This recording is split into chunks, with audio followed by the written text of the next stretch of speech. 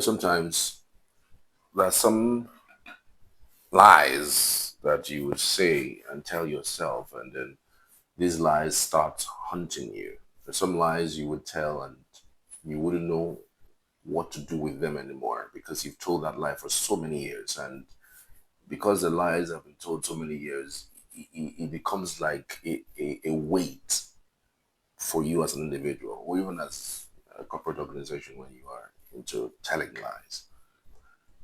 It's so devastating what the amount of lies have been told about the Igbo people, especially as it concerns the 1966 coup that was dubbed an Igbo coup. It was so unfortunate. I mean, for the very first time, we're seeing a leader, a prominent one at that, a military head of state, coming out to set the record straight. I mean, think about it for 1 minute. There hasn't been anybody, anyone from the North who came out on their own to state clearly that what happened in 1966 wasn't an Igbo coup. No one. Nobody from the North. The only time we will be hearing things about the fact that it wasn't an Igbo coup was something from the South, mostly. Well, some leaders and some people who were activists who were able to speak up at the time or even write something, and then we will come across it. But the narrative has been sold over and over again that the coup that happened in Nigeria in 1966 was an Igbo coup because, of course, the casualties of that coup were mostly from the north, even though the numbers were not much from the south. So it was something that was easy to drive. And so the counter coup happened that most people from the south were basically killed. So you can imagine the amount of damage that has done to the psyche of the Igbo people. And then I'll give you a list of what the Igbo people have faced just because that coup was tagged an Igbo coup.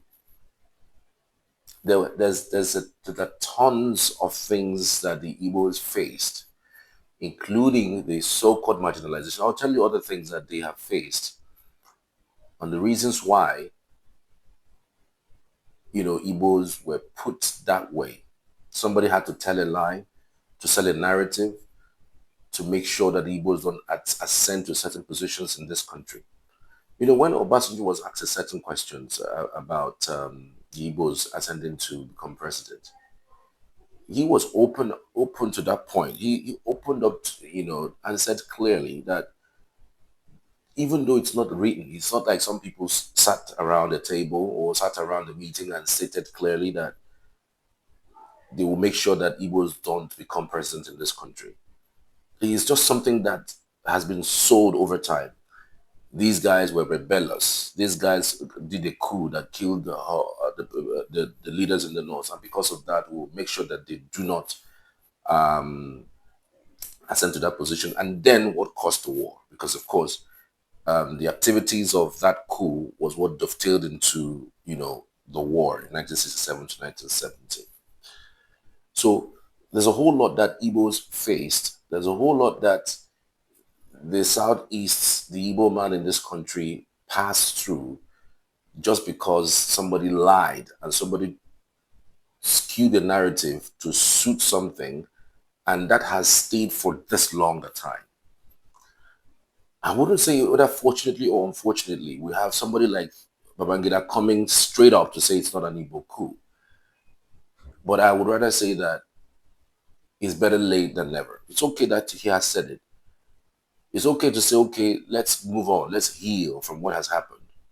Well, just as the Yorubas were pleased of some sort, they were giving the opportunity to become the president because it was one of theirs a position that was truncated in 1993, and in 1999 everyone gave way. I mean, it was going to be one Yoruba person who was going to take over because of what happened in 93. So we had Olufalaye and of course Obasanjo. Obasanjo eventually would go on and win that elections. So how about we do the appeasing? Because again, some people will say, well, that appeasing was done with the 3 R's: reconstruction, reconciliation, and all that. I mean, are you really sure that that happened? After the war, people who were rich, no matter how rich you were at the time, you were given £20. Those who abandoned their properties in Lagos, were abandoned their properties in Port Harcourt, were taken away from them. They were practically decimated. I mean, should we, quantify the amount of persons who were killed from the north? A particular story was told that the Igbos were killed from the north, and a bus carried those who were killed. The bus drove them into Anambra State at the time. That devastation. Not just that, like I mentioned, I'm going to reel out to you some of the unmitigated, unwarranted, madness of what Igbos faced while they were, while they were tagged, those who were rebellious and those who were, that the United States Coup was in an igbo Coup. I'll give you that gist. Now, let's start from what the Igbos really faced at that time. Of course, you know that there were ethnic tensions and targeted violence. The labeling of the coup as an Igbo coup fueled ethnic tensions, distrust particularly between the Igbo and the northern Fulani population, despite the fact that the coup leader, Major Kaduna Zogu, was from the Midwest region, not core Igbo, Midwest region at the time. You could say Edo, you could say Delta, you could say Benue, that region. And some non-Igbos participated. The perception that it was an attempt by the Igbo to dominate Nigeria led to the widespread anti-Igbo sentiments. This culminated into the July 1966 counter-coup in which northern officers assassinated Major General Aguiyi Ironsi, Nigeria's first military head of state, who was Igbo. The coup brought Yakubu Gowon to power and reinforced the belief among northern elites that the Igbo had used the first coup to seize power. And I'm just thinking, Gowon was in that particular book launch by IBB.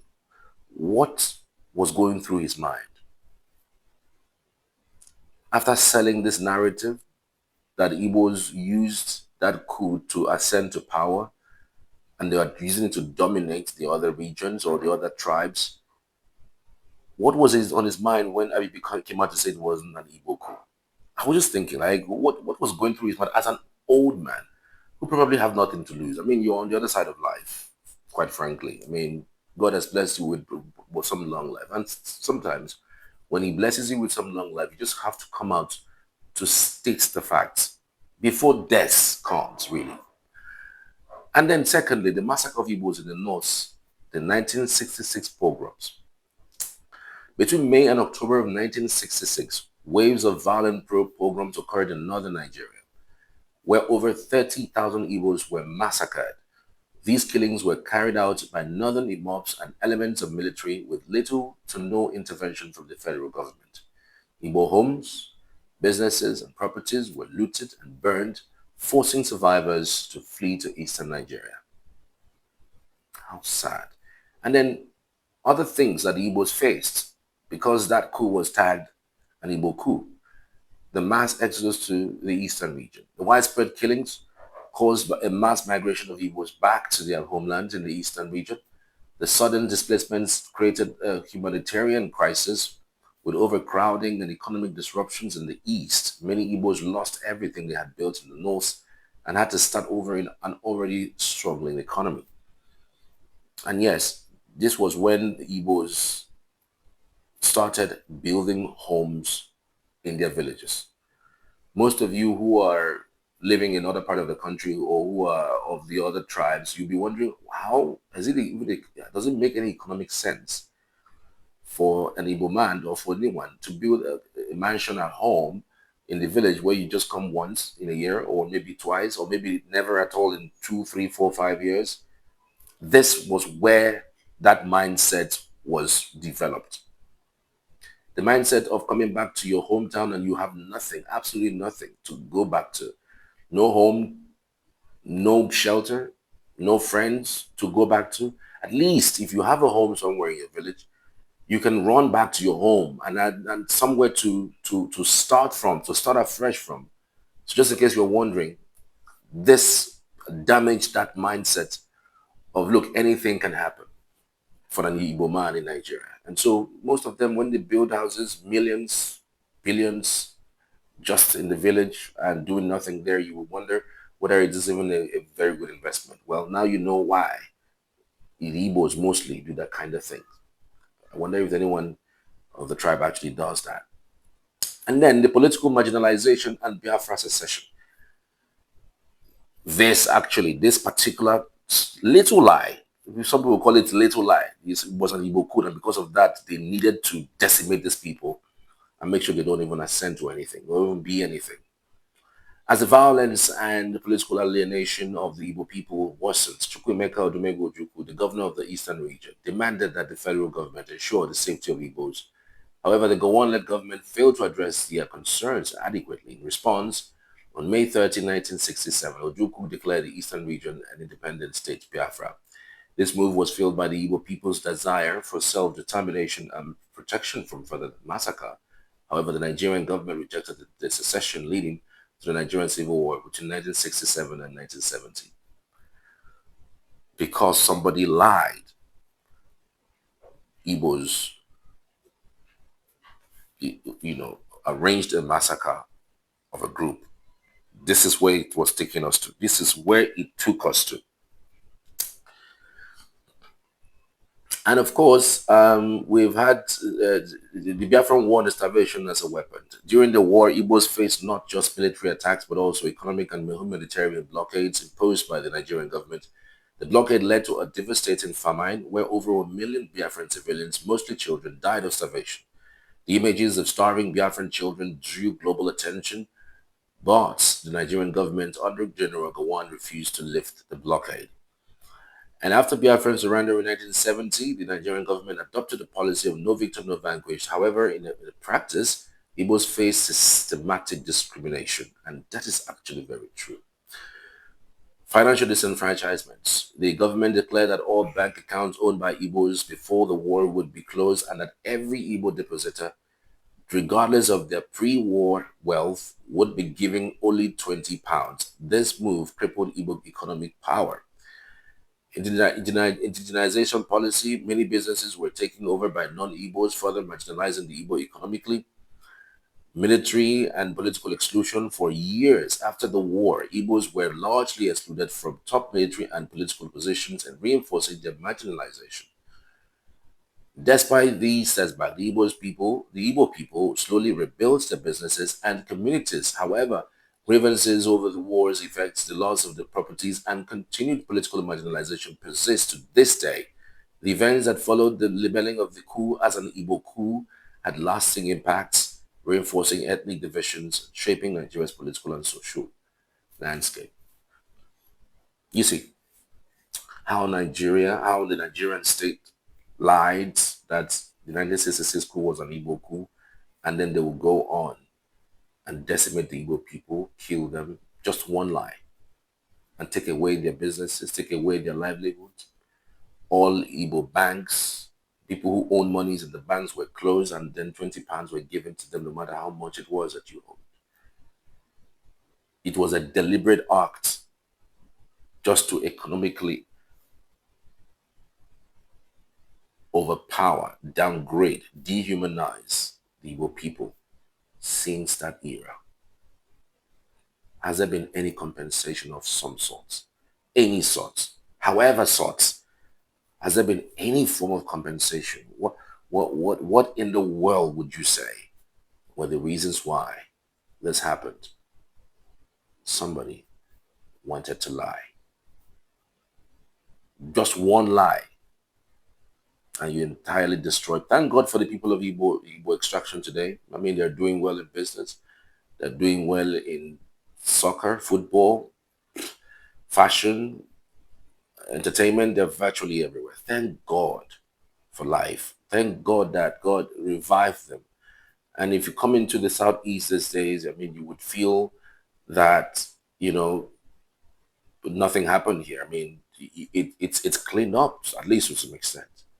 I mean, you can't compare anywhere in the southeast to the best place in the north. I mean, except for Abuja, there's virtually any place you could say that is finer than Enugu in the north, and that's the truth. I mean, I've visited most part of the north, except for Abuja, the federal capital, of course, because it's Abuja. I mean, you can't tell me that it's Kaduna finer than Enugu. It's kind of finer than Enugu. Is it Plateau? Is it Bauchi? Is it Yola? I mean, where is it? Where is that place? Is it Niger that is finer and better than Enugu? Is it livable? I mean, when it comes to economic activities, when it comes to vibrancy, when it comes to, you know, the city center, I mean, you can't compare it. Imagine if there was no war at all, where people who are strong, who are resilient, and there's one person that I need to talk to, especially as it concerns this. Gowon needs to come out and reinforce this thought and go further than justice. Compensate the people of the Igbo extraction, just like what we did in 1999. Let an Igbo man emerge. That's the only way you can say, okay, you know what? These narratives have been sold out. Apologies for what has happened. But you know what? We need to reintegrate this back into the mainstream politics of Nigeria, and they should ascend to being the president of the country. And yes, let's start from there. And that's where we could start from. And then any other thing and every other thing can be added. But anything below or beyond or aside that, it's just talk. It's just cheap talk, tissues of lies laced with nonsense. You know, I'm also wishing that IBB go beyond what he has said in that book, alluding to what we all know. You know, that he could do more. You know, by throwing his weight behind somebody who could emerge as the next president of Nigeria of the Igbo extraction, in order to finally put pay to all of this thought that there is a grand plan in the Nigerian system to make sure that Igbos doesn't ascend to become the next or become president of this country. It's really sad. It's really sad what Igbos are facing in this country. Name it. Marginalization, name it. Is it marginalization? Is it death? Is it decimation? Just name it. There's nothing that an Igbo man hasn't seen or feel or felt in this contraption called Nigeria. And the Nigerian state must start doing things the right way, because I mean, at the end of the day, like it or leave it, if you incarcerate Nnamdi Kanu for another 10 years, somebody else is going to rise. Something has to happen. The healing must have to begin from the place the lie started. Else, there is no going back on this agitation of marginalization. And I draw my curtain on what I've got to say on this matter. Thank you for watching. Drop your comments if you would. I would love to hear from you. If civil war comes, and I do think it is imminent, you're quite right. It will for us be the price of freedom. People will say, but you were leading the first one. Yes, I led the first one. And I will say to everyone, I led proudly the first one. I don't think a second one is necessary. Welcome to the Life and Times of Chukwuemeka Odumegwu Ojukwu.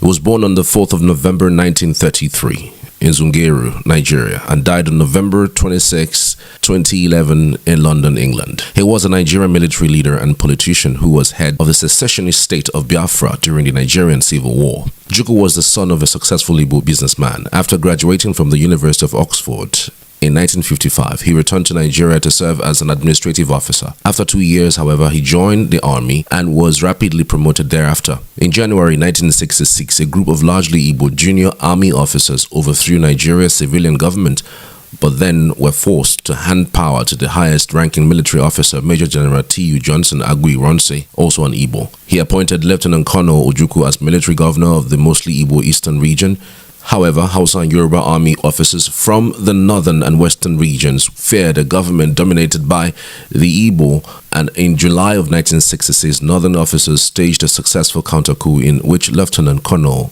Yakubu Gowon was installed as the new head of state. Under Gowon's rule, Ojukwu retained his command of the eastern region. Meanwhile, the rising tide of feeling against the Igbo in the northern region led to a large-scale massacre of Igbos by northerners in May to September 1966. The eastern region felt increasingly alienated from the federal military government under Gowon. Ojukwu's main proposal to end the ethnic strife was a significant devolution of power to the regions. The federal government initially agreed to this solution at a conference in January of 1967, but then rejected it soon afterwards. Ojukwu responded in March to April 1967 by separating the Eastern Region Government administration and revenues from those of the federal government. Mounting secessionist pressures from his fellow Igbo finally compelled Ojukwu on May 30, 1967 to declare the Eastern Region an independent sovereign state as the Republic of Biafra. Federal troops soon afterwards invaded Biafra and civil war broke out in July 1967. Ojukwu led Biafra's unsuccessful struggle to survive as an independent state throughout the civil war, and on the eve of Biafra's surrender in 1970, he fled to Côte d'Ivoire, where he was granted asylum. Ojukwu remained in exile until 1982, when he was pardoned and returned to Nigeria. He joined the National Party of Nigeria (NPN) in January 1983 and subsequently attempted to re-enter politics. His bid for the Senate representing the state of Anambra was unsuccessful. He was detained for 10 months following a coup that brought Muhammadu Buhari to power at the end of 1983. In 1993, he once again joined a political party, this time the Social Democratic Party (SDP), but he was disqualified from running for president.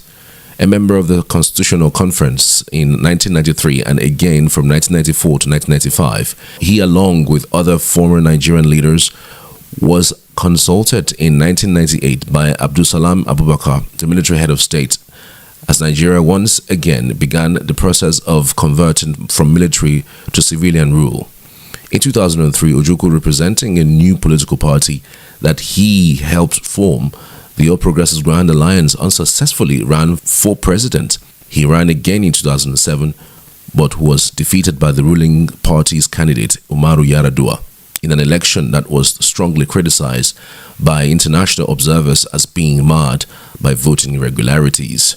Ojukwu had several honors and titles bestowed upon him during his life, including the honorary chieftaincy title of Ikemba of Nnewi. Ojukwu remains a contentious figure in the history of Nigeria. Many Igbo people regard him as a hero and a messianic figure who did what was necessary to ensure that the survival of Nigeria's eastern population while facing the possibility of a genocide after the 1966 coup. Other Nigerians have deemed Biafra's secession unnecessary, blaming Ojukwu for the events of the war and accusing him of oppressing Biafra's non-Igbo ethnic minorities. Chukwuemeka Emeka Odumegwu Ojukwu was born on 4th of November 1933 at Zungeru in northern Nigeria to Sir Louis Odumegwu Ojukwu, an Igbo businessman from present-day Nnewi, Anambra State in southeastern Nigeria.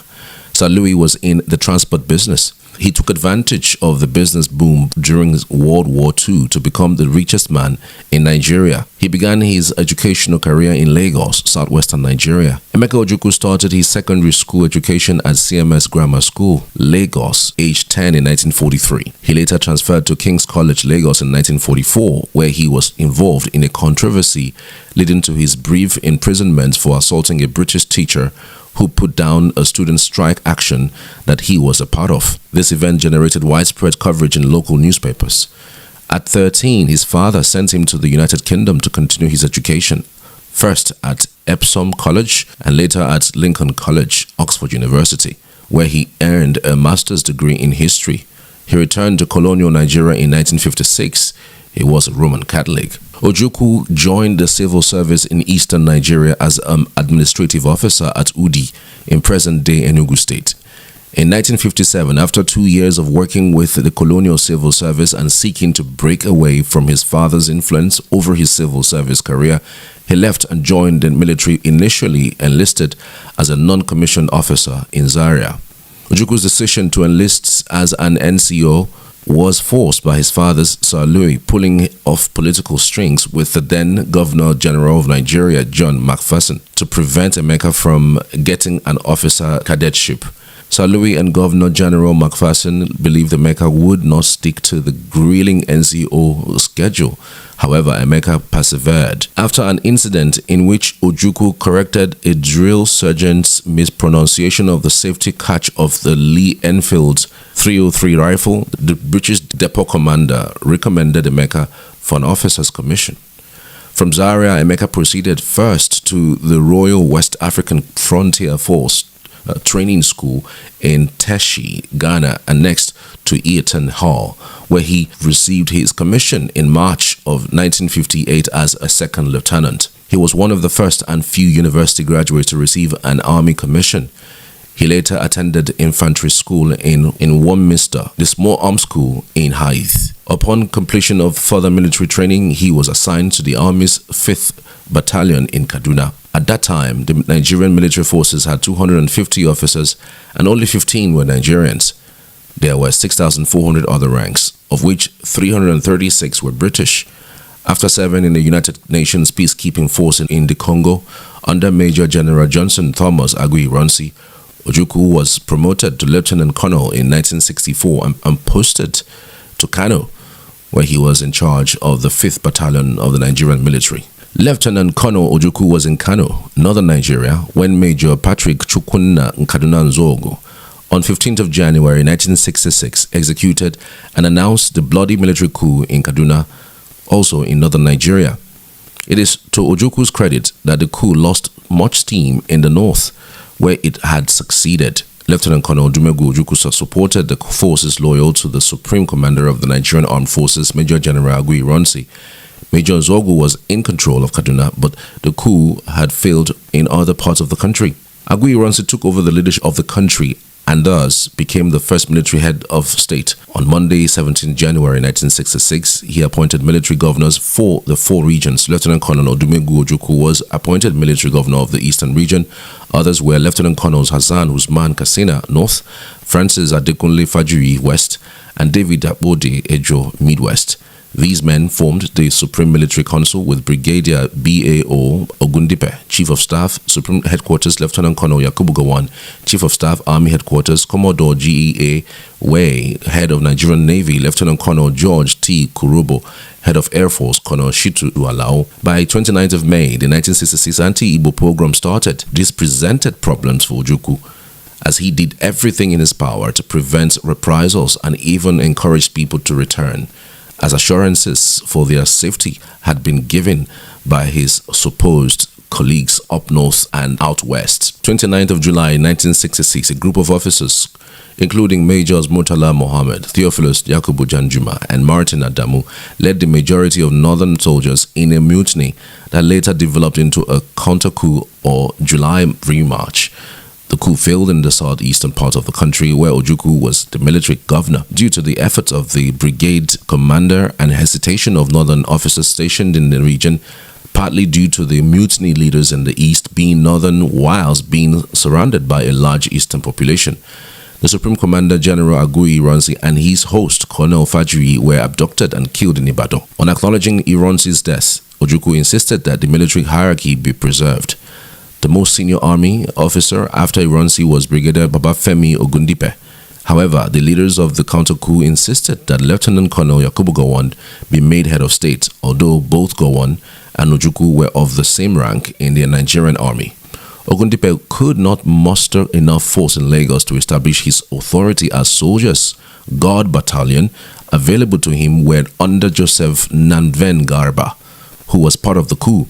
This realization led Ogundipe to opt out. Ojukwu's insistence could not be enforced by Ogundipe unless the coup plotters agreed, which they did not. The fallout from this led to the standoff between Ojukwu and Gowon, leading to the sequence of events that resulted in the Nigerian Civil War. In January 1967, the Nigerian military leadership went to Abuja, Ghana, for a peace conference hosted by General Joseph Ankara. The implementation of the agreements reached by Aburi fell apart upon the leadership's return to Nigeria, and on May 30, 1967, as a result of this, Colonel Ojukwu declared Eastern Nigeria a sovereign state to be known as Biafra.